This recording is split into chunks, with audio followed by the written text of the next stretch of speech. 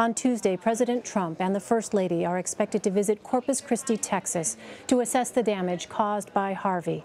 Texas Congressman Blake Farenthold represents some of the hardest hit communities in his state, including Corpus Christi, where Harvey made landfall on Friday. He joins us now on the phone.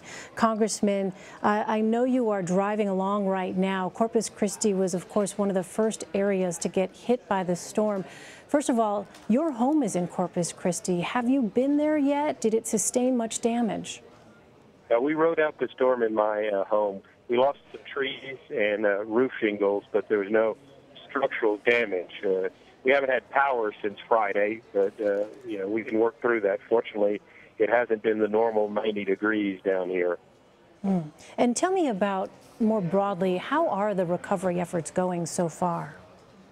Well, Corpus Christi proper was spared the brunt of the storm, and about 50% of the city has power back. Grocery stores and gas stations are open. But you go across the bay to Port Aransas or down about 30 miles to Rockport, where I went with the Texas Governor Greg Abbott today, and there's devastation everywhere you look. Typically when you're watching the news, you think they went and found the worst possible spot.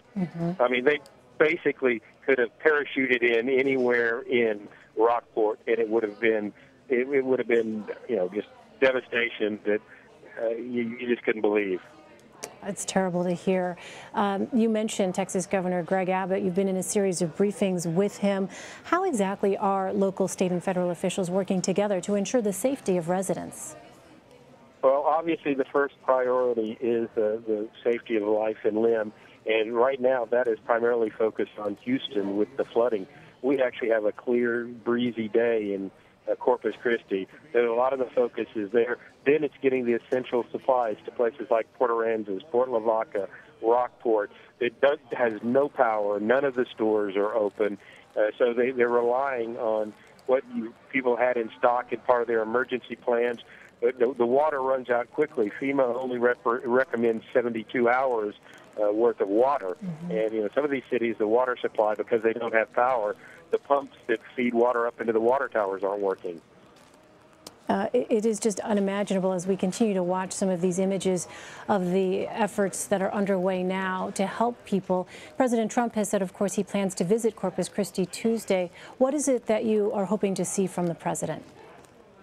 I think it's important that he's coming down so we actually see some of the devastation that's going on. He's a builder. He'll understand what's going to be involved in just putting back together tens of thousands of homes, probably hundreds of thousands of homes that, when you add in Houston, that were destroyed by this. And I think it's important. He and the vice president have committed to an all-of-government response, and we're seeing that. Obviously, when you're in one of these communities and you're waiting for the truck with water and food to get here, you get impatient. But the conditions are getting clear enough and better enough in the outside of the rain area around Houston that relief is able to here.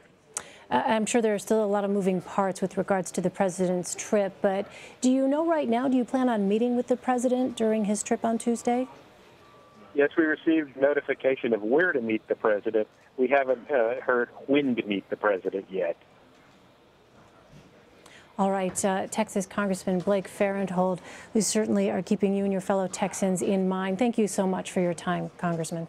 Thank you.